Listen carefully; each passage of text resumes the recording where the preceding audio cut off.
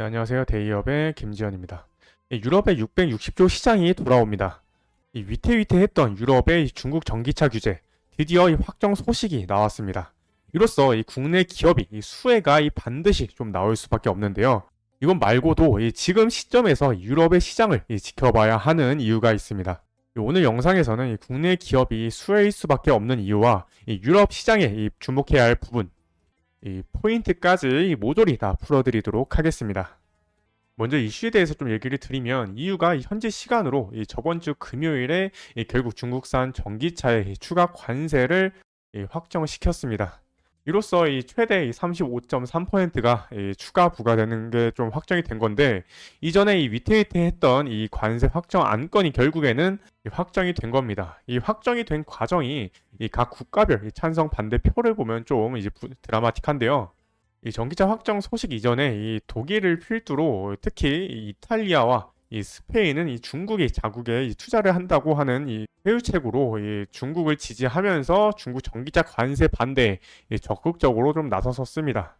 여기서 이 세 나라가 이 반대를 하게 되면서 이 EU에서 좀 상당한 입지를 가지고 있는 이 세 나라였기 때문에 이렇게 되면 이제 전체적으로 이제 반대가 될 가능성이 좀 높은 상황이었죠. 그런데 결국 확정이 되었습니다. 그리고 이 정확한 투표 결과는 이제 공개되진 않았지만 이 여러 외교관들은 이 유로 뉴스를 통해서 이 각 회원국이 어떻게 입장을 정했는지 좀 전했는데요. 이때 앞서 반대를 했던 이 세 나라가 각각 좀 입장이 달랐습니다. 이탈리아는 찬성을 했다고 하고요. 그리고 이 스페인은 기권을 했고 이 독일만 유일하게 좀 앞선 세 나라 중에서 반대를 했다고 합니다. 그러니까 결국 이 중국의 회유책이 조금 이 실패로 돌아서면서 결국 이렇게 마무리될 수밖에 없었던 겁니다. 이로써 이번 달 말부터 향후 이 5년간 이 중국산 전기차에 좀 대한 추가 관세가 이제 부과가 될 전망인데요. 여기서 이 우리나라 대표 완성차 기업인 이 현대차와 그리고 이 기아가 이 수혜 받을 수밖에 없는 이유가 나옵니다. 이유는 원래 기본 관세를 10% 매기고 있었습니다. 그런데 여기서 이번에 중국산 전기차 대상 확정이 좀 되면서 기업별로도 좀 상계 관세가 좀 나오게 되는데요. 이 중국 기업들뿐만 아니라 이 테슬라도 그렇고요. 그리고 이 폭스바겐 그리고 BMW에게도 좀 관세가 좀 매겨졌습니다. 그 이유는 이 중국에서 이 생산하는 전기차 물량이 유럽에 수출될 시에 이렇게 이 상계 관세가 매겨지는데 그 부분이 테슬라와 그리고 폭스바겐 그리고 BMW가 해당되었기 때문에 이렇게 상계 관세가 매겨진 걸로 지금 생각을 하시면 되겠습니다. 그리고 여기서 이 현대차와 기아는 이 상계 관세 부과가 좀 제외가 된 상태입니다. 이 현대차와 기아 같은 경우에는 유럽에서 팔리는 이 코나 일렉트릭은 이 현대차의 이 체코 공장에서 만들어지고 있고요. 그리고 니로 EV는 이 기아의 이 화성 공장에서 생산되는 등 이 중국에서 생산하는 전기차 물량 중 이 유럽으로 수출되는 물량 자체가 없기 때문에 기본 관세 이 10%만 적용이 되는 겁니다.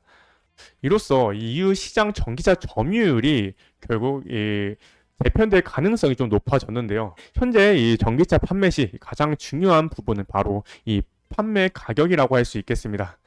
그런데 이 현대차와 이 기아를 제외한 이 다른 전기차 판매 기업들이 이 추가 관세를 맞는다는 건 이 가격적으로 더 싸게 좀 판매를 할 수 있다는 걸 뜻하죠.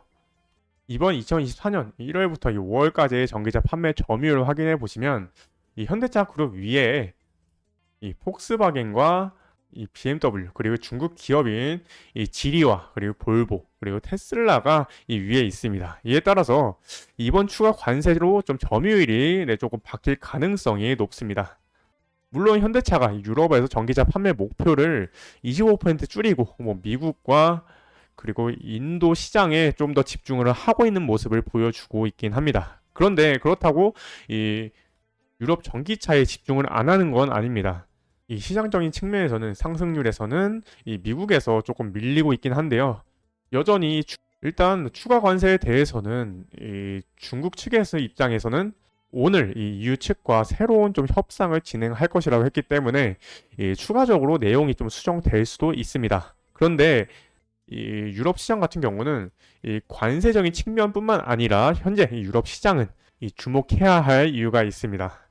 유럽은 이 중국 다음으로 큰 이 두 번째 이 전기차 시장이라고 할 수 있겠는데요. 이 포춘 비즈니스 인사이트에 따르면 유럽 전기차 시장은 2012년에 이 1194억 달러에서 2030년 이 4,928억 달러로 좀 성장이 될 걸로 지금 예상이 된다고 합니다. 이 하나로 한 660조 원이라고 하죠. 이 연평균 성장률이 무려 이 17.9%로 그 어떤 시장보다 이 가파른 성장을 할 것으로 좀 예상이 되고 있습니다. 그리고 최근에는 유럽 전기차 캐즘 이슈를 좀 대변하는 수치들이 나오고 있죠. 먼저 이 9월 영국 전기차 판매량은 역대 최고 기록을 보여주었다고 합니다. 이 신규 전기 자동차가 5만 대 이상으로 이제 등록이 되면서 현재 지금 영국 시장이 지금 주도를 하고 있다라고 할 수 있겠고요.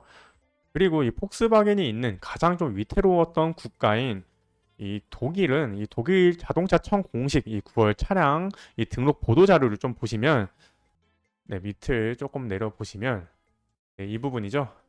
이 전년 대비 이 전기차 판매량이 8.7%로 좀 상승을 하면서 지금 2월 이후에 이 첫 성장세로 좀 전환을 했다고 합니다. 이 현재로서는 이 판매 이 바닥 신호로 조금 판단을 하고 있는데요.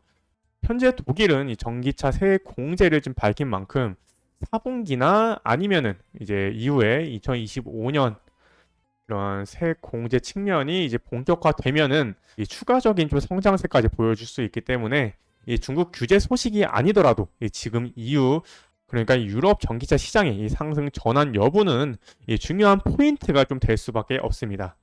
그래서 이 부분은 추후에도 계속 한번 확인을 해보도록 하겠습니다. 이처럼 이 전기차 캐즘의 중심이었던 이 유럽 시장이 이 차츰 긍정적인 신호를 보내고 있습니다. 이후에도 유럽의 전기차 시장 계속해서 이 추적 분석해서 이 올바른 팩트와 이 정보를 전달 드리도록 노력하겠습니다. 감사합니다.